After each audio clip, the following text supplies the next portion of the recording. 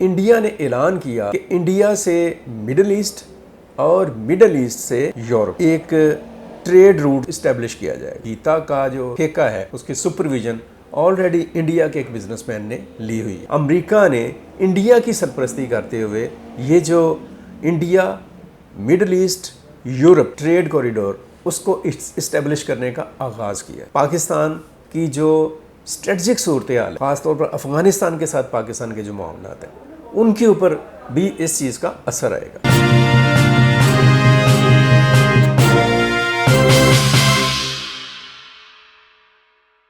अस्सलाम वालेकुम व्यूअर्स, अशरफ सेल यूट्यूब चैनल में खुश आमदीद। आज का जो हमारा प्रोग्राम है ये पॉसिबल है कि एक सीरीज़ में तब्दील हो जाए और मैं बताता चलूँ कि ये प्रोग्राम जो है वो शायद आम और कॉमन इंटरेस्ट के लिए नहीं होगा, लेकिन ये बहुत अहम मौजू है और मौजू है पाकिस्तान की इलाकाई और आलमी जो हैसियत है उसको दरपेश चैलेंजेस और उसके लिए इम्कानात और उसके ऊपर पाकिस्तान की जो फ़ैसला साज क़ुव्वतें हैं और पाकिस्तान के जो पॉलिसी साज इदारे हैं उनकी क्या तरजीहात और क्या स्ट्रेटजी होनी चाहिए।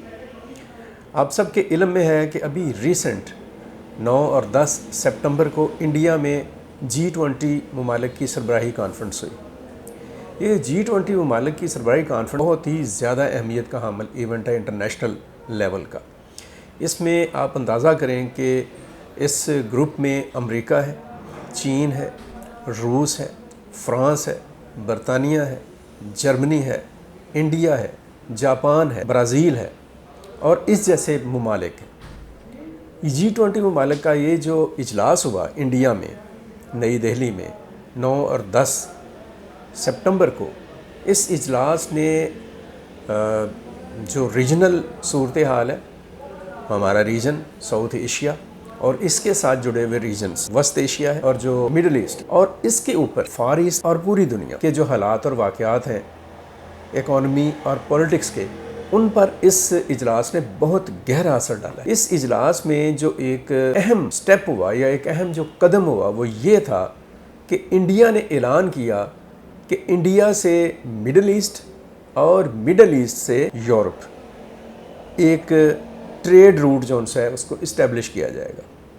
आप सोच सकते हैं कि ये जो ट्रेड रूट है यानी मुंबई से दुबई तक होगा पहला इसका मरहला, और ये समुद्री रास्ता होगा मुंबई से दुबई का, और दुबई से ये जो रूट है आगे रेल के ट्रैक में कन्वर्ट होगा और ये जाएगा हीता तक, यानी इज़राइल की जो बंदरगाह है हीता वहाँ तक। और मैं आपको बताता चलूँ कि हीता का जो एक आप कह लें कि ठेका है उसकी सुपरविजन ऑलरेडी इंडिया के एक बिजनेसमैन ने ली हुई है। ये जो रूट है वहाँ से फिर आगे कनेक्ट करेगा यूरोप को। मतलब ये हुआ कि एशिया और यूरोप के दरमियान एक नया ट्रेड रूट जो सा है वो मुतारफ़ कराया जा रहा है। ये जो ट्रेड रूट है ये है पावर्ड बाय USA। अमेरिका इसको सपोर्ट दे रहा है और इंडिया के अलावा जो मुल्क इसकी कनेक्टिविटी में आएंगे उनमें UAE यानी मुत्तहिदा अरब अमारात, कतर और बड़ी हद तक सऊदी अरेबिया और टर्की और फिर इज़राइल, ये मुल्क हैं, और उसके बाद पूरा यूरोप को ये कनेक्ट करेगा। इस रूट से होगा ये कि मिस्र की जो नहर सुएज़ है, अब नहर सुएज़ जो है इंटरनेशनल ट्रेड जो उनसे जो शिपिंग है दुनिया में जितनी भी शिपिंग हो रही है, इंटरनेशनल ट्रेड जो हो रही है उसका 10% उसका जो लोड है नहर सुएज़ के ऊपर है, तो उस पर इसका बोझ कम होगा इस ट्रेड का, यानी एक पैरेलल रूट जो है वो बनेगा। और ये पैरेलल रूट जो है दुनिया को एक नई कनेक्टिविटी देगा ट्रेड में और इकॉनमी में, और डेफिनेटली ये जो ट्रेड और इकॉनमी है इसके असरात जो हैं वो ख़ित्तों की जो स्ट्रेटजिक सूरत हाल है उस पर भी मरतब होंगे और इंटरनेशनल पॉलिटिक्स पर भी मरतब होंगे, और दुनिया में इंटरनेशनली जो एक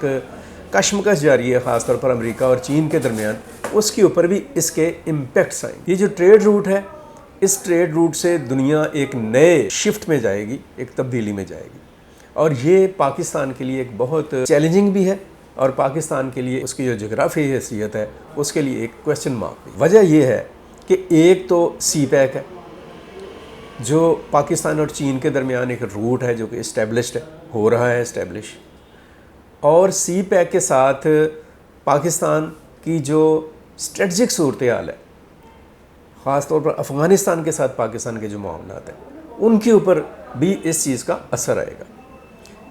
سی پیک اور پھر روٹ اینڈ بیلٹ انیشیٹو جون سا ہے، جو چین کی ایک پروڈکٹ ہے اور جس کے تحت چین جو ہے وہ ایشیا میں، افریقہ میں اور یورپ میں اپنے پاؤں اور اپنے پر پھیلائے گا، معاشی پر جون سے ہیں، ان کا توڑ کرنے کے لیے امریکہ نے انڈیا کی سرپرستی کرتے ہوئے یہ جو India Middle East Europe corridor جو ہے، ٹریڈ کوریڈور، اس کو اسٹیبلش کرنے کا آغاز کیا۔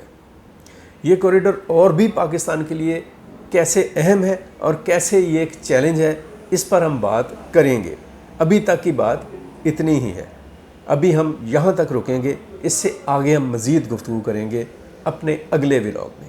ہمارے اگلے ولاگ کا انتظار کیجیے گا، اس میں بہت دلچسپ اور بڑی ہی out of the box informations بھی ہیں اور ایک تھاٹ پرووکنگ صورتحال بھی ہے۔ اب تک کے لیے اتنا ہی۔ اپنا بہت سارا خیال رکھیں، اپنے گرد و نواح پر نظر رکھیں، اپنے جو اقربا کا خیال رکھیں، پاکستان کے لیے سوچیں اور پاکستان کے لیے کچھ اچھا کرنے کی کوشش کرتے رہیں۔ مجھے عبد المقدم کامران اور ہاشم ظہیر کو اجازت دیجیے۔ اللہ حافظ۔ پاکستان پائندہ باد۔